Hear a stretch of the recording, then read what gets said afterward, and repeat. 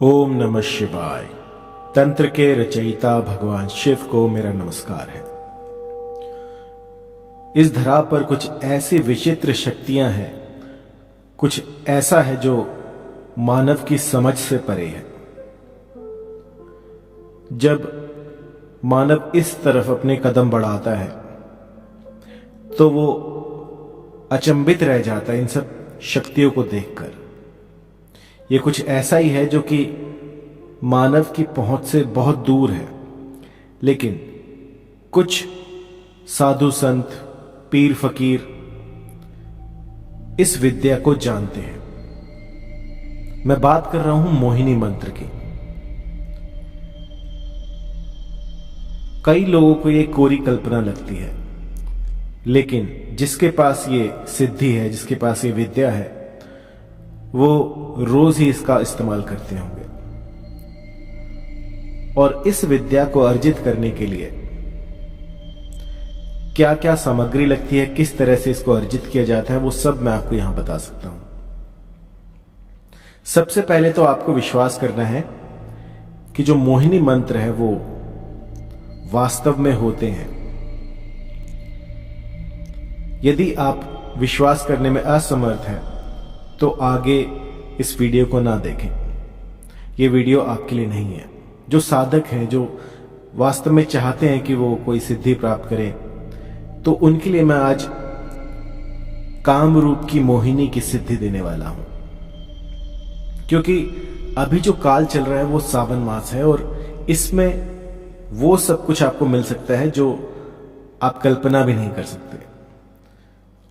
आपकी सिद्धियां जो हैं आपको इस मास में मिल सकती हैं। आपको नाना प्रकार की शक्तियां, नाना प्रकार की साधनाओं में सिद्धि इस मास में मिल सकती है। इस मास में कुछ ऐसा है कि इस धरा पर भोलेनाथ जो वो विचरण करते हैं, तो उनसे यदि आप ये जो उनके तंत्र मंत्र हैं, ये उनसे संपर्क साधने का एक जरिया है, एक माध्यम है। जब आप ये कुछ भी करते हैं तो वो जल्दी ही फलदायी होता है। बहुत शीघ्र अतिशीघ्र आपको इसका असर दिखता है।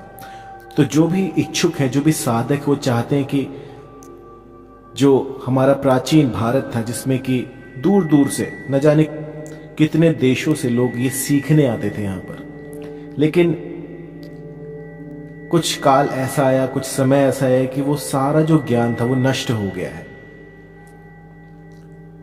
और जानबूझकर इसको नष्ट किया गया है। क्योंकि हमारा जो इतिहास है वो इतना प्रबल था, इतना गौरवशाली था कि आप एक बार, चाहे वो आप मेडिकल फील्ड ले लीजिए, तंत्र ले लीजिए, हर चीज में भारत जो है सबसे आगे था। और यहां पर तंत्र सीखने के लिए न जाने कहां कहां से लोग आते थे।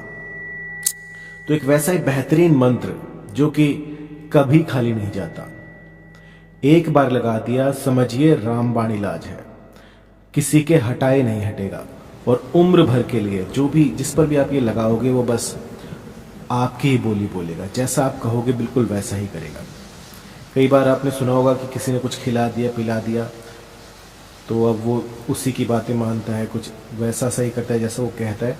तो वो चीज़ अगर आप चाहते हैं तो इस मंत्र से वो पॉसिबल है और बहुत ही आसान है। अब जैसा कि आपको विदित है कि अभी सावन मास चला हुआ है, तो आपको क्या करना है, मां कामाख्या की साधना करनी है, छोटी सी। इससे ये होगा कि आपको भौतिक सुख, जो भी इस धरा पर भौतिक सुख है, उनकी प्राप्ति हो जाएगी। इस मंत्र से आप मां कामाख्या के आशीर्वाद से किसी को भी अपने वशीभूत कर सकते हैं। सिर्फ एक आदमी आपसे वशीभूत नहीं होगा, पूरी दुनिया में जो भी आपके संपर्क में आएगा वो बस आप ही की माला जपेगा। यह मंत्र इतना चमत्कारी है कि आप में कुछ ऐसी आकर्षण की शक्तियां दे देगा जो कि आपके संपर्क में आते ही सबको आपकी तरफ मोहित कर देंगे। जो भी आपको एक बार देख लेगा वो बस टकटकी लगाए आपको देखता रहेगा। ये काम रूप का मंत्र है और इस मंत्र को कभी भी किसी का अनिष्ट करने के लिए प्रयोग में ना लाएं। क्योंकि इस मंत्र के साथ बहुत सारी सावधानियां जुड़ी हुई हैं। तो जैसा कि आपको विदित है कि जब भी कोई साधना शुरू करते हैं तो आपको स्वच्छ होना चाहिए। सुबह सुबह आप जो है नहा धोकर स्वस्थ जो वस्त्र हैं वो आपके स्वच्छ होने चाहिए, धुले हुए होने चाहिए। ये नहीं है कि आप 3-4 दिन से एक ही कपड़ा पहने हुए हो। आपको जो है शुद्ध रहना है, बिल्कुल सात्विक। किसी भी तरह का मांस, मदिरा, शराब, गुटखा ये सब आपको छोड़ देने हैं। और इसके बाद आपको इस साधना को करना है। तो आपको मैं मंत्र बता देता हूं। इस मंत्र की जो है एक कॉपी मैं आपको स्क्रीन पे भी दे दूंगा, आप वहां से भी पढ़ सकते हैं। तो मंत्र है ओम नमो कामरूप वासिनी सर्वलोक वश्य करी स्वाहा। मंत्र एक बार फिर से, ओम नमो कामरूप वासिनी सर्वलोक वश्य करी स्वाहा। तो जब किसी मंत्र के पीछे स्वाहा लग जाता है तो उसमें हमें अग्नि को कुछ अर्पित करना पड़ता है। स्वाहा जो है उनको कुछ देना पड़ता है ताकि आपकी आवाज, आपके जो विचार हैं वो आगे तक वो ट्रांसमिट कर सके, आगे पहुंचा सके। लेकिन यदि आप सिर्फ इस मंत्र का भी जाप करते हो तो भी आप अपने जो विचार है, जो आपकी फ्रीक्वेंसी है वो इस ब्रह्मांड में गूंजती रहेगी। और जब भी भोलेनाथ या जो भी आपके इष्ट देव हैं वो इसके संपर्क में आएंगे तो आपकी जो बातें हैं, जो भी आपके भीतर है, वो सब भोलेनाथ के पास चला जाएगा और वो समझ जाएंगे कि आपको क्या चाहिए। और उसी दिन आपका जो मंत्र है वो सिद्ध हो जाएगा और आपको फलस्वरूप जो भी आपने कामना की थी वो सब उसी दिन आपको मिल जाएगा। तो आपको क्या करना है कि एक हवादार कोई ऐसा कमरा ढूंढिए जहां पर कि आसपास कोई ना हो। जब आप ये साधना करें तो बस एकांत में आप हो और कोई भी आपको देख ना पाए। शुद्ध हवादार कमरा होना चाहिए। आसपास कोई पौधा भी आप रख सकते हैं। आपका जो आसन होगा वो लाल होगा, आपके वस्त्र लाल होंगे, आपका जो टीका होगा वो लाल होगा। मतलब कि जितना कुछ हो सके वो लाल ही लाल आप यूज कीजिएगा। ये लाल को बहुत शुभ माना गया है। यदि आपके पास मां कामाख्या का ओरिजिनल सिंदूर हो तो आप उसका टीका लगाएं, क्योंकि टीका लगाने से आपके पास दूसरी दुनिया में बातें करने का, पहुंचने का एक पासपोर्ट मिल जाता है, एक जरिया हो जाता है कि आप वहां जा सकते हैं।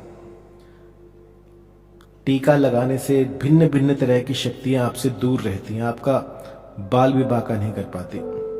टीका लगाइए, एक दीप जलाइए, दीप पर अपना हाथ रखिए और संकल्प करिए कि जब तक ये आप पूरा ना कर लें तब तक आप इस साधना को करते रहेंगे। तो मंत्र आपको बता ही दिया है मैंने, ओम नमो कामरूप वासिनी सर्वलोक वश्य करी स्वाहा। इससे क्या होगा कि ये इस भूमंडल में जितने भी लोग हैं वो सब आपके अधीन हो जाएंगे।